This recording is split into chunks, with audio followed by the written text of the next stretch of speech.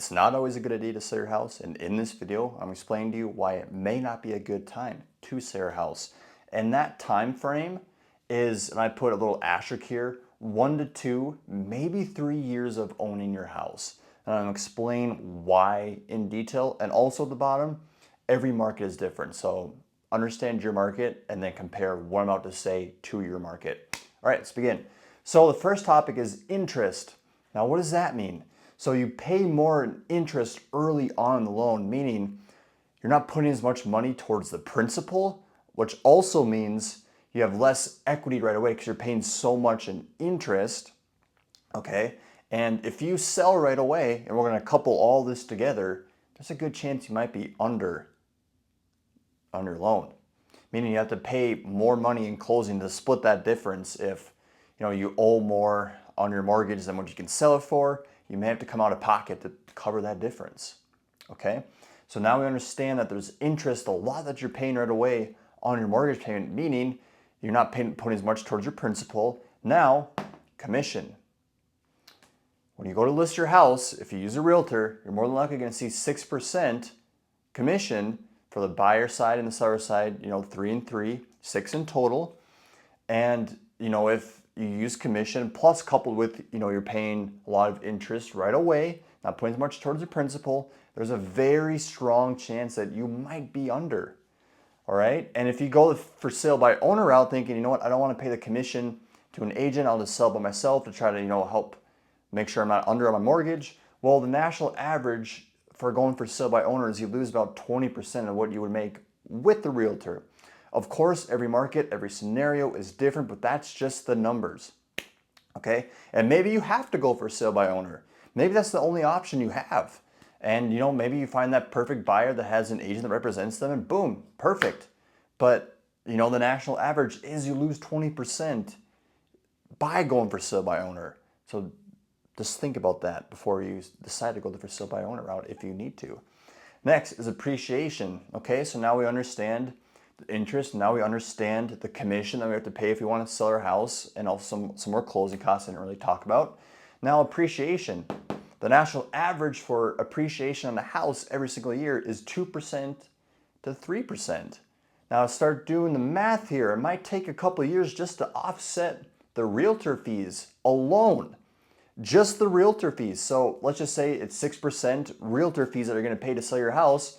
Well, maybe it's 2% the first year in appreciation, then maybe it's 4%, and maybe after that year 3, you have 6% in total of appreciation, and now maybe you just offset that money for commission for a realtor, okay? Just commission alone, all right?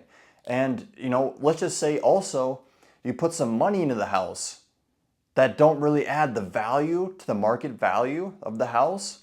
Now, let's just say maybe you put $5,000 in the house that doesn't really add value per se to the house, and maybe in appraiser's eyes or maybe in the market eyes. Well, now you have the realtor fees, and now you're just kind of waiting for maybe that appreciation just to hopefully break even. There's a lot of scenarios in this. If you sell in the 1 to 2, maybe 3 years of ownership, you're just hoping to break even.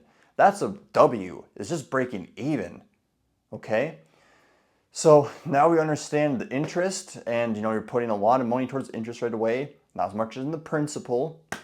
We understand the commission if you would list with an agent. If you go for sell by owner, we understand now that the national average is you lose 20%. Of course, every market, every scenario is different. That's just the numbers. Now you understand appreciation just to maybe offset some of those numbers takes a couple years. If the average is 2% to 3% every single year in appreciation, okay? So now this could be the big whammy right here, is maybe you're gonna sell your house and it's a buyer's market. What does that mean? So in a buyer's market, all the odds of getting the best deal possible is leaning towards the buyer. Maybe houses just sit in the market more, maybe houses are going for less in money because they're sitting longer. The buyer can have a lot of leverage in that scenario, of course, and maybe you bought the house that you're trying to sell 1, 2, 3 years ago. Maybe you bought that house. Maybe it was a huge seller's market, and there's a very good possibility that it was because interest rates were super low, so a lot of houses were going over asking, okay? So maybe there's a good scenario, or not scenario, a good chance that you bought it during a seller's market, and now kind of the tides are flipping a little bit. And I made a video a couple days ago about, this is a perfect time to buy a house because it kind of is a buyer's market. Of course, every market is different, but houses are sitting longer. People are worried about the election, and people are waiting for interest rates to maybe drop. So there's a lot of houses just kind of sitting maybe, and maybe you're that scenario as well when you decide to sell your house. It could be right now, it could be in a buyer's market, and if you paid over asking, trying to break even could be extremely tough. And hopefully you didn't overpay, because if it is a buyer's market where you're at and you overpaid in a seller's market, coupled with the commission, coupled with what you're paying on the principal right away on the loan, it would be very tough to not be losing money on the house. So hopefully you guys learned something in this video. If you're on YouTube, subscribe for more. Any other platform, like and follow for more. And if you have any comments like, hey, talk more about commission, talk more about appreciation, talk more about, hey, buyer's market, seller's market, drop a comment. I'll be gladly to make it in detail. Thank you for watching once again. Have a good one. Bye.